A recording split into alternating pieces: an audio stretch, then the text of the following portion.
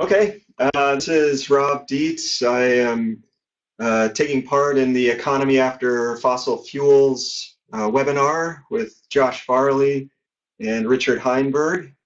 And Cher Miller should be joining us shortly as well. We're working through some technical glitches. Josh Farley is a professor of ecological economics at the University of Vermont. Author of the Ecological Economics textbook by him and Herman Daly. Richard Heinberg probably needs no introduction, author of so many books. I can't believe I get to be on a webinar with you. Okay, I see Cher is back on. So we're all back now. I'll turn back to you. Can you guys hear me okay? We had plug-in crashes. Yeah, can you guys hear me okay? Yeah. Mm-hmm. I'm trying a different browser now. Thanks, Rob, for stepping in and doing the introductions. That was awesome. Did you introduce yourself at least? I don't think I did. No. Okay. I'm the random. No, Rob Dietz is used to be the director of the Center for the Advancement of the Steady State Economy, which is a mouthful, so just say CASI, and is the author of a book called Enough is Enough, which is a great book. It's all about our fixation on economic growth and getting away from that. So I'm Cher Miller. I'm the executive director of Postcarboninstitute. Hopefully technology will start working for us here and we can have a fulfilling and interesting conversation over the next hour. I want to thank you all for joining us. And since we do have only an hour together, I want to sort of jump right in. We're here to explore a very broad and complex question, which is, how will the global economy change as a result of the transition to a renewable energy future? As I said, it's a very, very big topic. So we're going to jump right in a second. But first, I want to give a little bit of context. And that is that over the last year or so, Postcarboninstitute undertook a deep dive analysis of the challenges and opportunities in the transition to 100% renewable energy future. The outcome of that analysis was a book that we published with our friends at Island Press called Our Renewable Future. And you could either order the book or read the entire contents of it for free at ourrenewablefuture.org. One of the key takeaways from our analysis is that the transition won't be a plug-and-play substitution. It's going to require us to use energy very differently in all aspects of life. So over the last few months, we've been hosting discussions with various experts in different sectors to explore what that post-fossil fuel future might look like and what the transition entails. And you can watch the recordings of all of these at ourrenewablefuture.org. This is actually the last in a series of 6 that we've been doing. Ultimately, this future is going to be created by all of us together, and so we want to hear from you as well. So if you have any questions for our panelists or comments you want to make, please feel free to use the chat window that's on the screen. We'll do our best to scan these and get to as many questions as we can. But if you want to also email us, you could do that at orf@postcarbon.org or tweet with the hashtag renewablefuture. So Rob kindly jumped in and introduced our panelists. I'm going to skip that part and just ask Richard to start us off. And Richard, maybe you could talk a little bit about the relationship, in your view, between energy consumption and particularly fossil fuel consumption and the global economy. Right. Well, of course, that's a very, very tight connection, and probably more so than most people realize. It takes energy to do literally anything. And historically, we didn't see rapid GDP growth, such as we've gotten used to and now insist upon, really until the 20th century, until the fossil fuel world took off, and planes, trains, automobiles, and everything else running on oil, and then electricity mostly made from fossil fuels. So even though there have been some examples of decoupling of energy usage from GDP growth, they've been pretty minor. for the most part, we've grown the economy by using more energy to do more stuff. If we had to do everything that we're doing now with muscle power, we'd only be able to do a tiny, tiny, tiny fraction of what we're doing in terms of transportation, growing food, heating and cooling buildings, manufacturing stuff, all the things that go into making an economy work.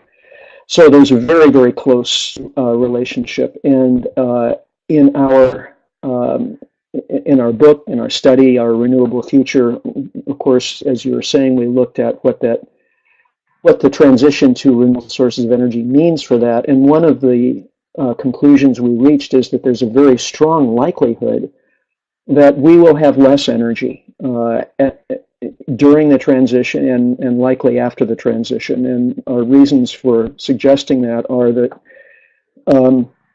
almost all of our current infrastructure, especially for transportation, but also in the food system, manufacturing, is designed around fossil fuels. So it's not just a matter of building a lot of solar panels and wind turbines.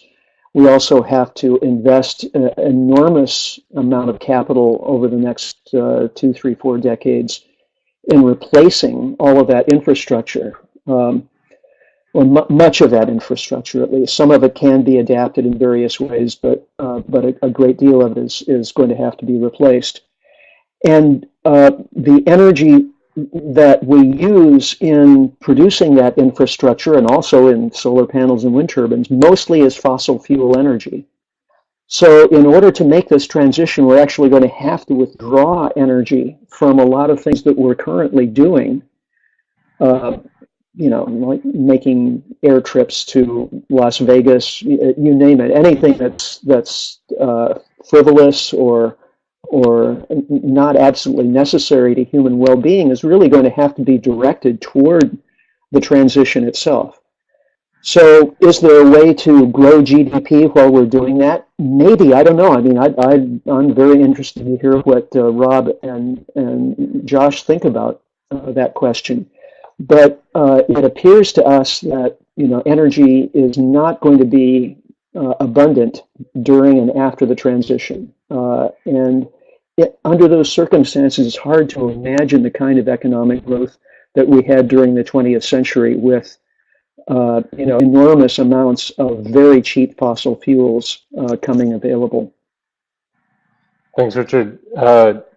So if Josh, I want to get to you now. If our economic system is so dependent on growth, which it is, and so much of that growth is dependent on consumption, and so much of that consumption has been dependent upon the use of fossil fuels and other resources, and if what Richard just discussed is possibly true, and that is that we can't assume that overall energy consumption will grow, and in fact it may decline in this transition to a renewable energy future. Maybe you could talk a little bit about what you think are some of the implications of that for the global economy and growth as measured by GDP, which we seem to be so fixated on. So there's two big elements here. Is one thing, what can we achieve as a society, and another is how does our economy work? And it's pretty clear right now that when our economy doesn't grow, we get a lot of misery, poverty, unemployment, real serious problems. That is really a relic of the policies we use, which stems from how we define our goals. Our economic goal right now is defined as continuous growth. So a recession is 2 consecutive quarters with no growth. When we have problems, we strive to get growth going again. And if we're focused on that as our sole problem, we're in dire straits because, as Richard pointed out, we need energy to do work, and it takes energy to grow our economy in most concrete ways.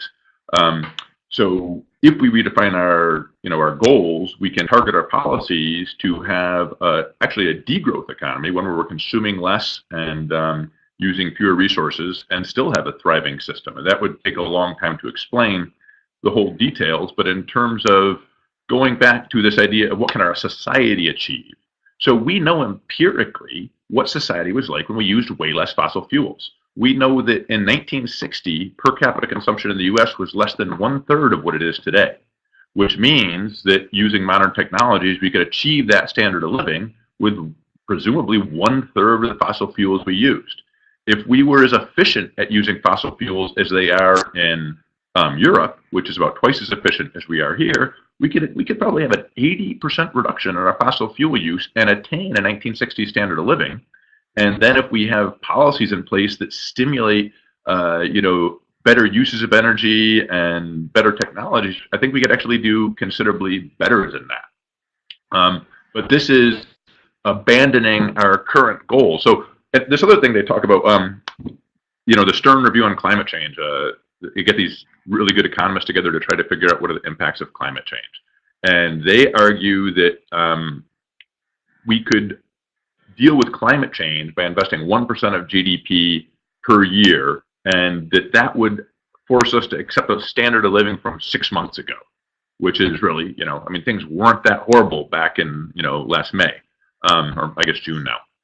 So that, but I actually think that's pretty much a fantasy to think that we could transition to a post-carbon society with 1% of our GDP. I think it would actually take drastically more. But that's why I point out that we know empirically that we could get a 1960s level of consumption, consuming 1/3 of what we consume today. One of the really perverse things about this, though, is what we really focus on is GDP growth. And again, we know empirically when there was a slight decrease in the production of fossil fuels in 73 and in 79, the price skyrocketed. It's the price times quantity that contributes to GDP. So when we have an essential resource, it means we want it no matter what. When the quantity goes down, some people will bid very, very high for it. And so as our measure of GDP, if we have less of essential resources, the contribution of those to GDP goes up. And I just wanted to make that point to say that GDP is such a perverse measure of well-being in every way that, in my view, GDP is actually a fairly excellent measure of costs and a fairly terrible measure of benefits. And it's explicitly a measure of what we pay to purchase things. So we can dramatically, so for example, in my house, I've put all these investments in to make it more energy efficient. Every one of those actually has a positive return on money invested, which means that I am reducing my contribution to GDP by making my house more efficient, by definition. And there's enormous opportunities to do this type of thing. This idea that we would go somewhere and take 5,000 or 2,000 pounds of metal with us. It's just absolutely a perverse notion that we have so much energy. Energy is so abundant that we use it for the most frivolous and silly things. And I actually believe that it will take a lot of resources or a lot of effort to change our economy to make it more sustainable, but a lot of the benefits, or a lot of the change are going to be benefits to our lifestyles. Our current, humans evolved to be extremely active. And some people say that exercise helps get rid of depression. It's not that exercise helps get rid of depression. It's that we were born to be exercise when we engage in sedentary transportation and, cars and, flying around everywhere. We stop exercising. It's lack of exercise that makes us depressed. It makes us less healthy. It makes us function less well. And there's a short time. I don't want to go on too much. But my view is that the challenges of transitioning to a post-carbon economy are much more than a lot of economists lay out. But it's not a question of sacrifice. We are using so many resources and so much energy that in many ways it undermines our quality of life. And through the transition, a lot of things will become better. And I'm not saying it's going to be all better. There will be some challenges that we'll have to come together as a society to face and overcome. But my view is, too, that that's one of the most rewarding and fulfilling things we can do as a society, is to come together to overcome these, grand challenges. And I really think we can do this in a way that makes life better, not worse, and certainly far more sustainable and better for future generations. Thanks, Josh. But as you said, you get the example, the investments that you made into your house, and that those investments actually take you out of contributing to GDP. But GDP is the thing that we seem to be fixated on growing, and that there are real consequences when we don't do that. So I'm curious, Rob, if you could talk a little bit about alternatives to the current sort of growth-dependent economic system. I know that in mainstream thought, certainly mainstream political thought and mainstream media, people have a hard time even conceiving of anything outside of that growth-based economic system. But it hasn't been around for that long, as Richard and Josh talked about. So, and I know that there are people who've been looking at alternatives to that system. So maybe you could talk a little bit about what those are. Yeah, to break it down as simply as possible, there's really three states you can have when it comes to the size of the economy, right? It can be growing, it can be contracting, or it can be relatively stable. And, you know, if you follow the science and the monitoring efforts that are going on out there, it becomes clear relatively quickly that we're in a state of overshoot right now. We've grown the economy beyond the capacity of the earth to support it. And so we're kind of eating our lunch here and eating into the possibilities of future generations. So we know we've grown too far and we've got to come back away from that overshoot. Now, so if endless growth is not sustainable, well, really neither is endless contraction. You're not going to shrink the economy forever. The idea is let's find a scale of the economy that's commensurate with the planet that we inhabit. You know, you've got to get the throughput of materials and energy to a spot, you know, it's not going to be completely flatlined or stable, but, you know, within some range that you know year after year, the earth can regenerate the resources that we're using. And that kind of economy, Herman Daly called it a steady state economy.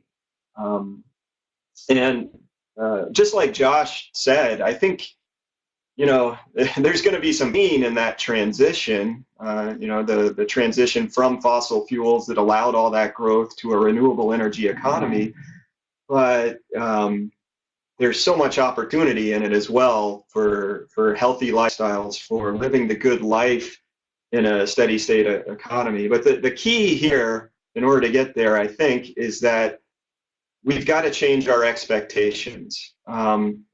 A real quick story here. When I first came out of college, I got this job as an environmental policy analyst in a Washington, D.C. consulting firm. And about 6 months in, they announced, oh, we have this 401k program. And I wasn't making very much money and didn't have, you know, the income really to invest much in mutual funds at the time. But this colleague of mine, who was in his mid-30s at the time, came up and said, oh, you have to invest whatever you've got. You got to put in this 401k because you got to understand the power of exponential growth. And he was so sad that he hadn't started his investment portfolio when he was 20 instead of 30, because, you know, he's drawing these nice curves, and, you know, if you invest earlier, you're growing your wealth over the course of your life. And I think that expectation that we're going to get something for nothing and it's going to exponentially grow, we've got to put aside those expectations and get back to the realities in the world. And again, it's not to say that life's going to be horrible or miserable, but it's just going to be reality based, and we'll be able to work with what we've got. And so the idea is to put aside these unrealistic expectations about exponential growth. And once you do that, once as a society or a population we do that, then we can start working on these policies like getting rid of GDP as our measure of success, or plenty of other things that will allow us to develop that kind of economy that uses less resources, that you know, where we can live a good life within the means of the planet. I'm curious to know what you guys think about, you know, we talked a little bit about shifting expectations, and Josh, you talked about quality of life and kind of decoupling, in a sense, GDP and consumption from quality of life, or people recognizing that those things don't have to go hand in hand. And you talked about how we could have the quality of life of the 1960s with significantly less consumption. I do wonder about sort of the global system, right? And I'm thinking specifically about how the international community came together in Paris to try to set a goal of keeping global warming, global temperatures from going beyond 2 degrees Celsius above pre-industrial levels, and set it as an ideal target of 1.5 degrees, which is only half a degree more than what we've already gotten. And so they're working on this process right now to try to figure out what are the pathways to achieve that, consistent with sustainable development goals, right? So you have this tension that's happening. You have the tension both in advanced developed countries like our own, where I think a lot of people haven't felt like they benefited from the great abundance of resources that we've had, right? There's a disparity, an economic disparity for people here in the United States, but an even more extreme disparity globally. So I'm just curious to know how you guys think about that in the context of kind of energy consumption and resource consumption and giving up growth. Does it mean that we in the advanced nations have more of a responsibility to further reduce our consumption so that other countries can actually increase their consumption? Yeah, so what are your guys' thoughts about that question? I'm a very strong believer that that we do have a moral obligation to ensure that there is enough ecological space for poorer countries to use to meet their own basic needs, and that until you've met your basic needs, more consumption of energy and more income is incredibly important. I mean, you really do have to get food, shelter, clothing, all of these things, but you quickly reach a point where beyond the basic needs, there is very little evidence that increasing consumption, increasing energy use makes us in any way better off. So if you look at these, measures of satisfaction with life as a whole, Costa Rica, with about 1/5 of our per capita income, shows up as having happier people than in the United States. And that really we are using huge amounts of resources that gives almost no additional benefit to us in the wealthy countries, and depriving poorer countries of those resources and at horrendous cost. So, and all this boils down to it creates a less stable global economy, and it creates people fleeing from their countries, trying to emigrate to the richer countries. It creates a huge amount of disturbance and really undermines quality of life, the inequality. So we always had this idea that we kind of a zero-sum game, and I think this stems a lot from the fossil fuel economy. If we burn a barrel of oil, there's no way another country can use it.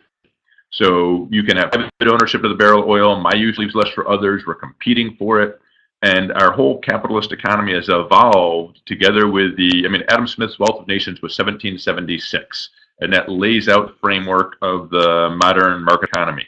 James Watt's patent on the Superior steam engine was about 1776, and the first use of steam engines was to pump water out of coal mines to create the fossil fuel economy. So these things emerge together. Our whole global economy has evolved is one where we're competing for these scarce resources, and so we have this mindset that we're in competition, that if we do things to help the poor countries, we're worse off. And here's where I think the transition to an alternative energy dramatically changes this.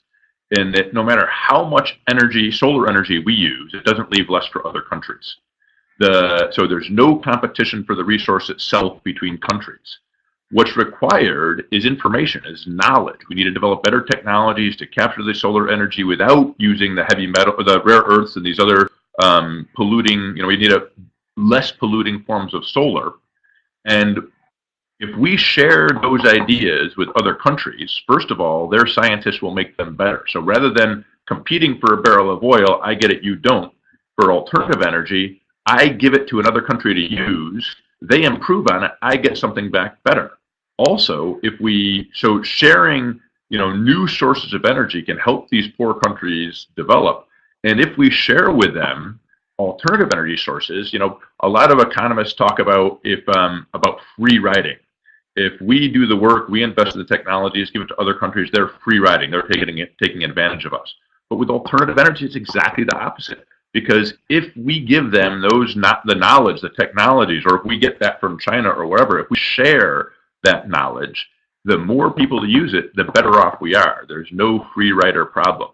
So I actually think going into this alternative energy, we're transitioning into an economy that is going to be more based on cooperation, less on competition, and solving our challenges together is going to, the better we develop technological challenges to our problems and share them with less developed countries, those countries are better off, we're better off. It's not a zero-sum game.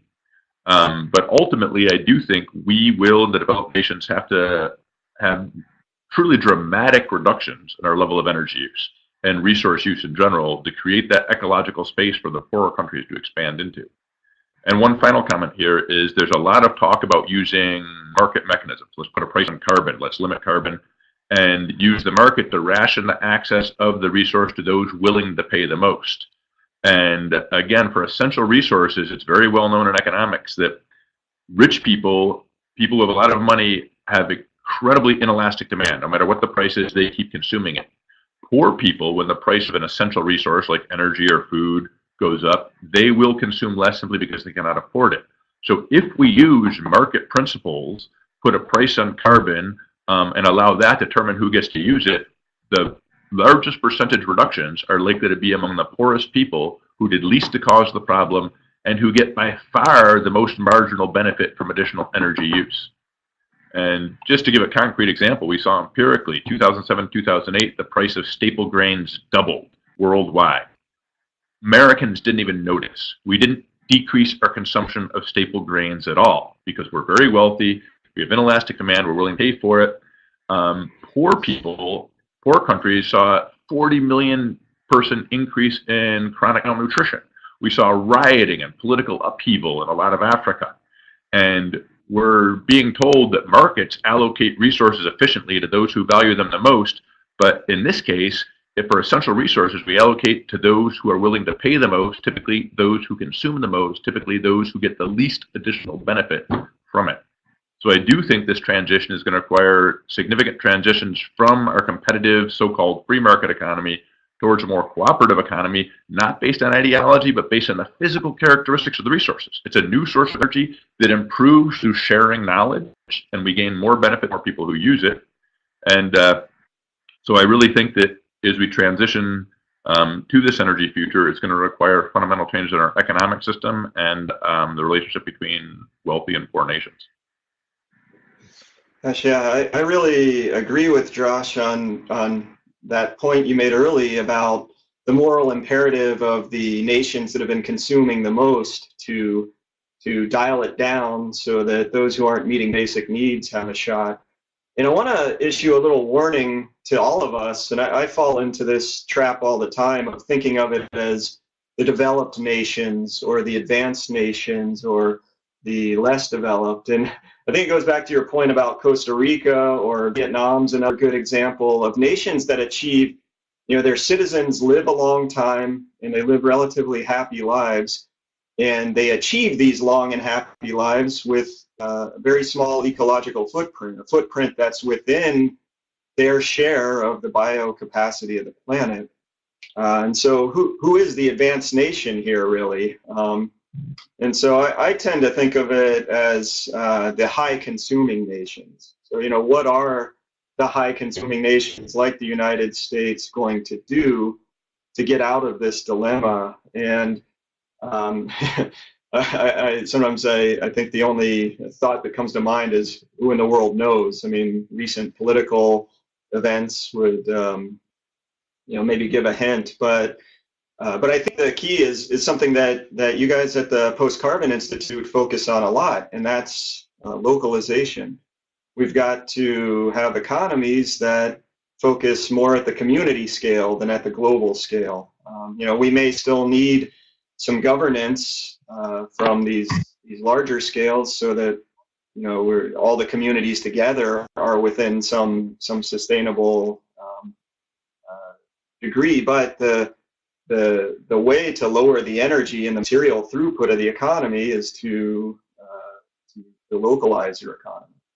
And so I'm kind of excited to see how that plays out. I live in a place, Corvallis, Oregon, where I can see a lot of evidence that that's going on. I'm not going to make any wild claims that we've got this low economy that's within a sustainable footprint, but You can see evidence in farmers markets, in supporting local businesses, in a downtown core of businesses that seem to be doing pretty well. So I'm excited as that unfolds in the future as a way to get towards a sustainable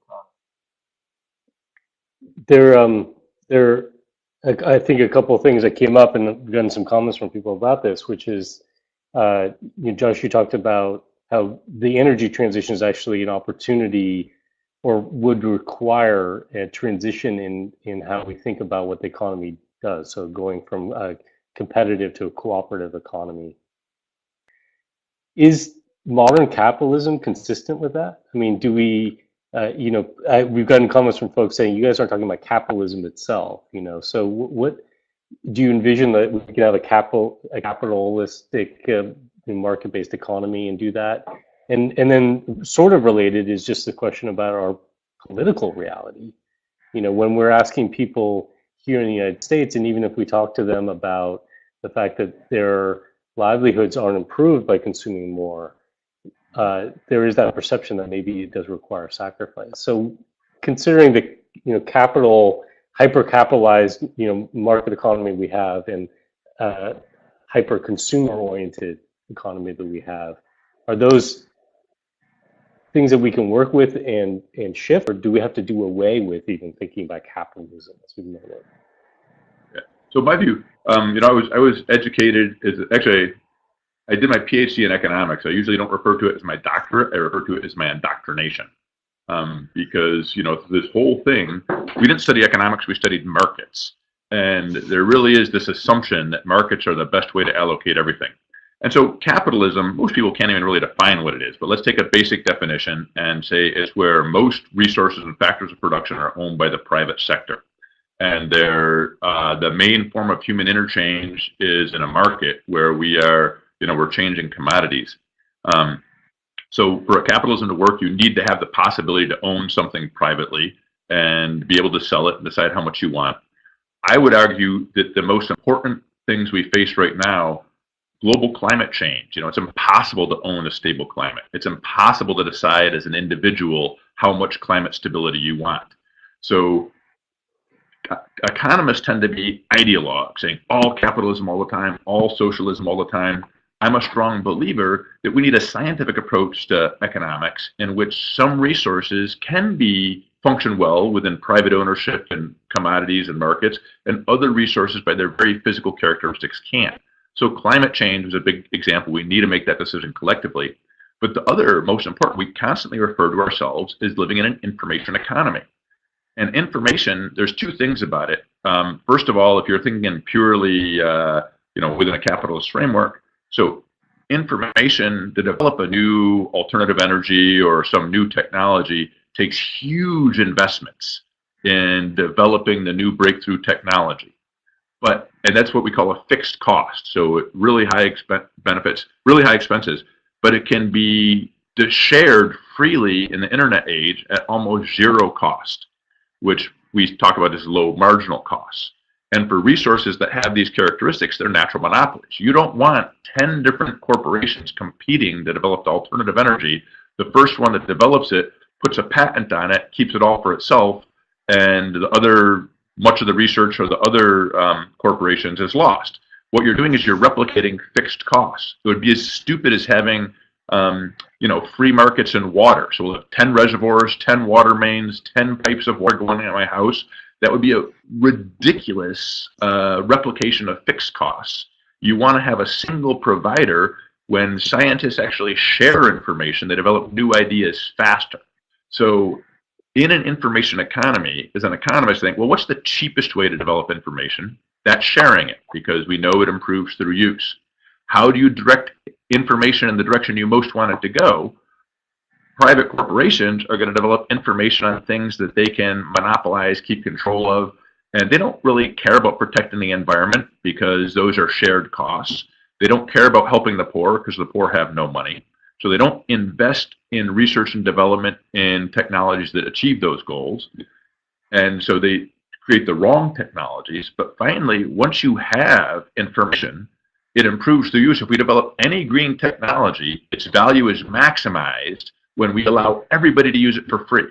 So if we develop some super clean alternative to fossil fuels, it's decentralized, cheap, we put a patent on it, we use the market, we put a patent on it, we keep others from using that knowledge, they'll keep burning coal because that's cheaper.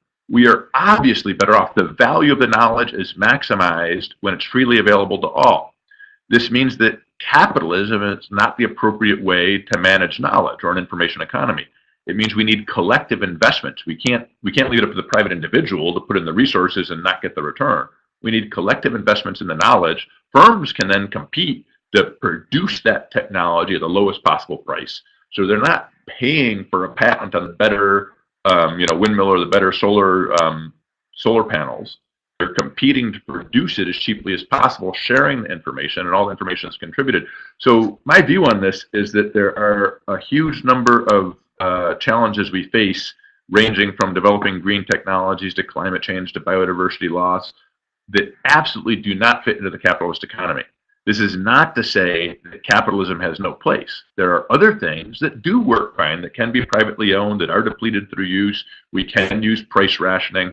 So I am, what I'm really basically saying here is that we do need to have a scientific approach to economics and not base our views on ideology, all markets all the time, which squelches the conversation. We can't even, once you say you're not don't believe in all markets all the time, other economists won't even talk to you. And Americans will get often pretty furious too. Gosh, I want to hear from Richard. After I read End of Growth, you talked at the end of that about what's next, and I want to hear kind of your summary idea of that. Right. Well, if we are, as I believe, approaching the end of economic growth as we knew it during the 20th century, and I think there are even some mainstream economists who are starting to at least toy with that idea because the data are kind of shouting it. If that's true, then capitalism faces a challenge. It doesn't necessarily mean the end of capitalism. Capitalism, I think, can survive in a contracting economy, but it does so by further concentrating wealth and making even more people miserable.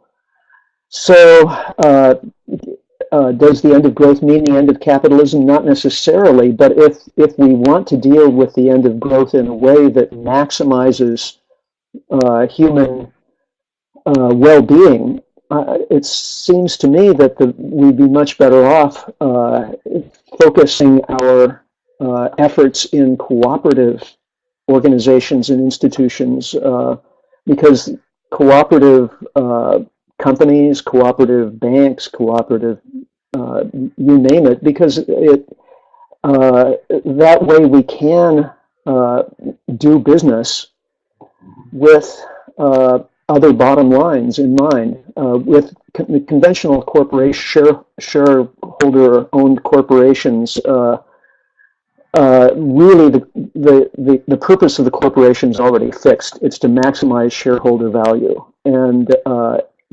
questions of equity or environmental safety and protection and so on, those are very secondary.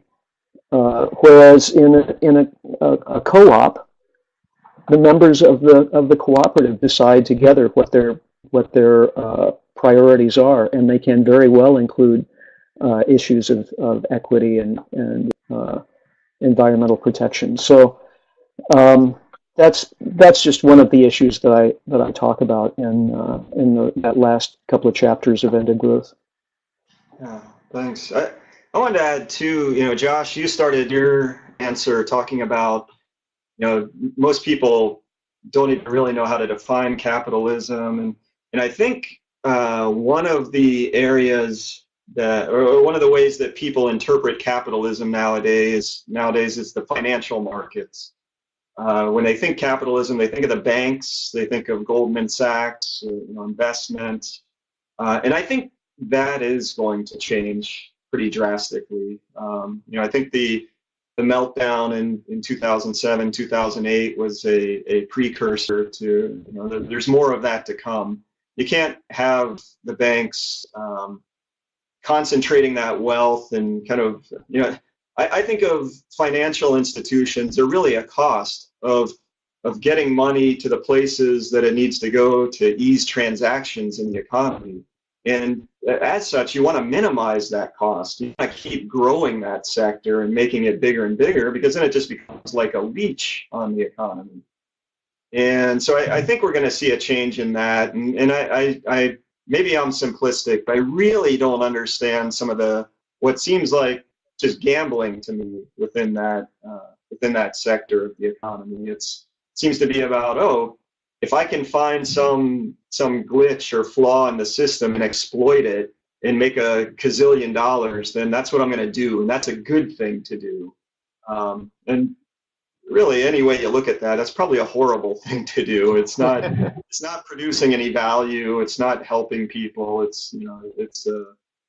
just doesn't make much sense. And the fact that's where a lot of people in the banking industry have gone, I don't see that as something that people will put up with forever. So, in as much as the way that the big banks operate, if that's capitalism, then I think we're going to see big changes there. And I would like to say, I think we've already seen revolutionary change in the finance and monetary sectors. When I was studying doing my PhD, stocks were held on average for about 7 years. Now they're held on average for about 30 seconds.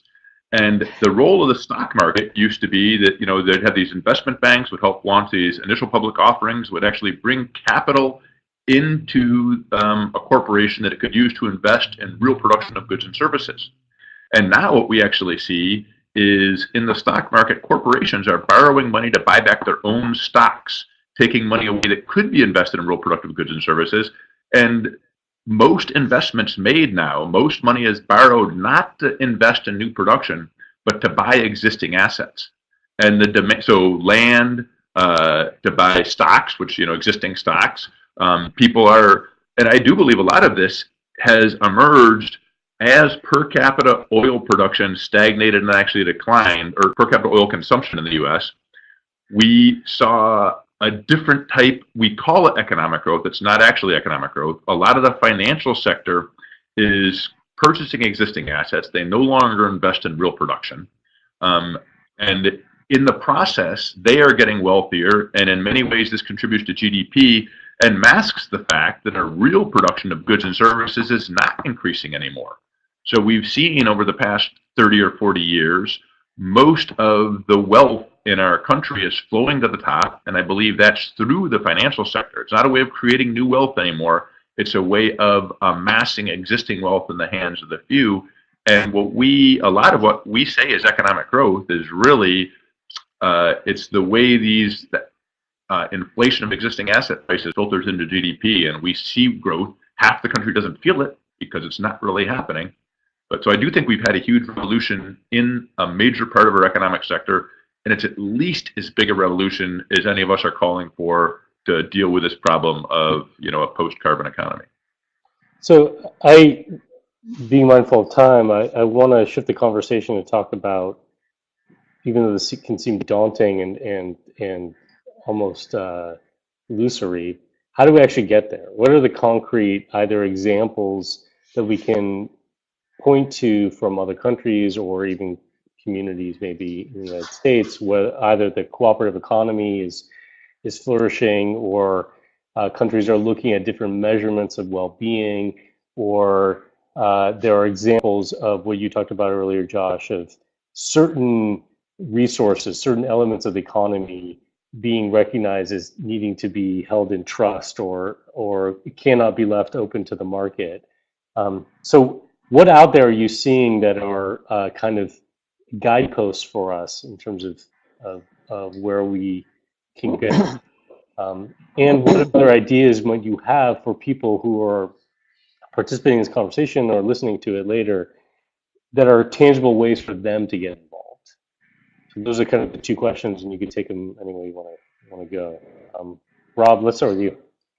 Wow. So, one of the one of the things that came to mind immediately to answer this question is how hopeful it's been that some countries are amending their constitutions to hold nature as a sacred, that access to I don't even know how to say it, unsullied nature, that the ability to experience nature in its grandeur is a universal human right, and adding that to their constitutions. I know Ecuador is one of the countries that did that, and you look at them on the Happy Planet Index. That's another country that has long life expectancy, relatively high degrees of well-being, and a small ecological footprint.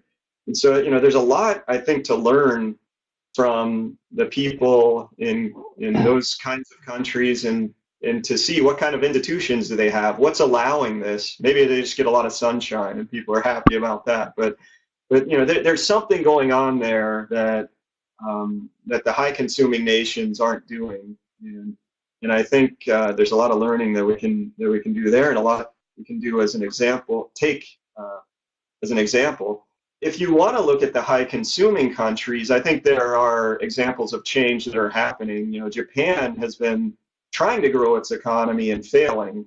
They've basically been at this low or no growth for a decade, but their society hasn't broken down. It's not like it's chaos over there and everybody's suffering. So something's going on there that we can learn from.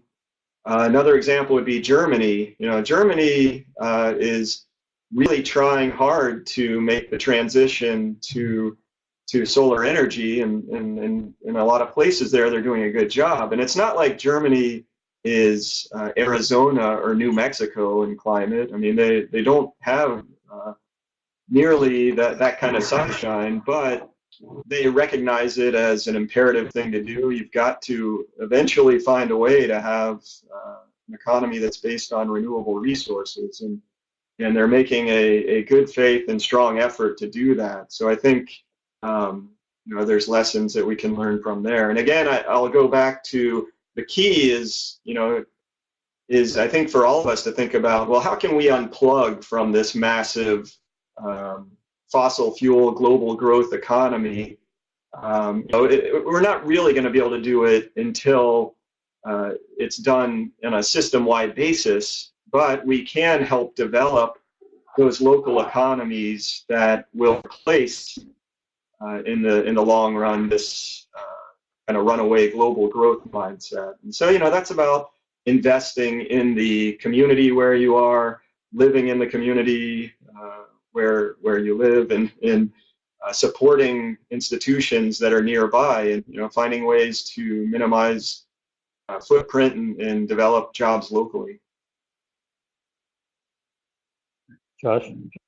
Yeah, so I think there's a few good examples. It sounds a little corny, but Bhutan's gross national happiness, and it was a tongue-in-cheek comment by one of their kings that they shouldn't be striving for more consumption, but for greater well-being, like eudaimonia, that real sense of a meaningful, fulfilling, and happy life.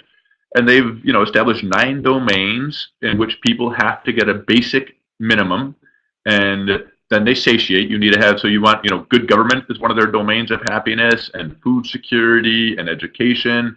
And they take this view that, once you've met your basic needs, you've had enough. You don't need more.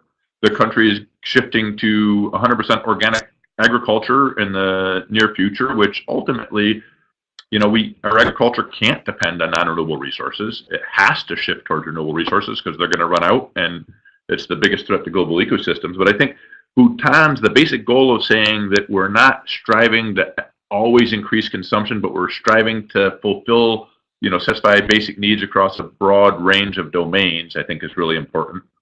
Here in Vermont, there was a very interesting bill put forward to the Senate and to the Congress calling for a Vermont Common Asset Trust that would declare common ownership of resources created by nature and society as a whole, including the atmosphere.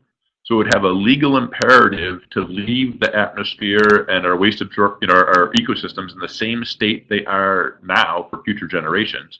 So it gives inalienable rights to future generations. I think that's a very promising approach. But I'd also like to point out that, for half of America, they've had a steady state economy for the past 40 years. They've seen no increase in their per capita consumption. And it's been miserable. I mean, I think this did lead to a lot of people to vote for Trump because they saw everybody else getting richer. And they felt like, you know, and it's natural human nature to compare yourself with others. So I strongly believe that this bottom half, had they not compared themselves to another group rising in wealth, would not feel so terrible about it. I also see a lot of millennials aspiring to different things than ever greater consumption. And one of the things we can do, I think, is really, you know, I think one of the promising things right now when we're talking about this future, we have this doom and gloom scenario. If we don't do this, we're going to get, you know, runaway climate change and society is going to collapse. And people don't buy into that doom and gloom scenario. You really need a hopeful, positive vision. And though in general, I can't stand a lot of their philosophy, I think some of these eco-modernists have made the point that, you know, Martin Luther King didn't give an "I have a nightmare" speech. He gave an "I have a dream" speech. And what I think we can do is, individuals even, is to think about what type of world we would like to live in the future, do our best to live in that future, to transition there ourselves, to, you know, so, you know, I try to do a lot of this at my home, you know, turning my yard into food production, which I think is a blast. I love doing.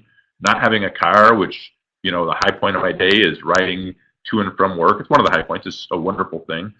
But the thing is and when you do this, it takes so much less money. You save tons of money, you know, so we feel fabulously well-to-do as a family.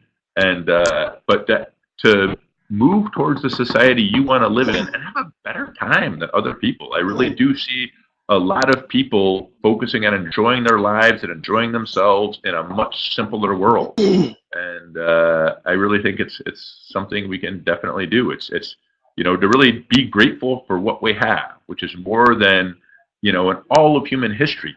We are the top 1/100th of 1% in terms of life expectancy and lack of violence and wonderful lives.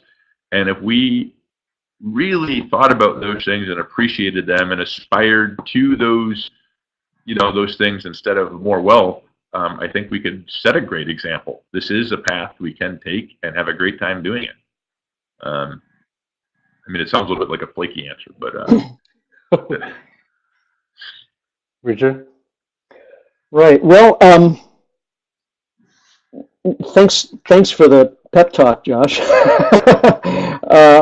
I want to say something that's maybe a little bit more of a downer, which is that, you know, in our look at what it would take to get to 100% renewable energy future, it was really clear that if we were going to do it with the least amount of disruption and sacrifice, it was going to require massive investment in new infrastructure, post-fossil fuel infrastructure.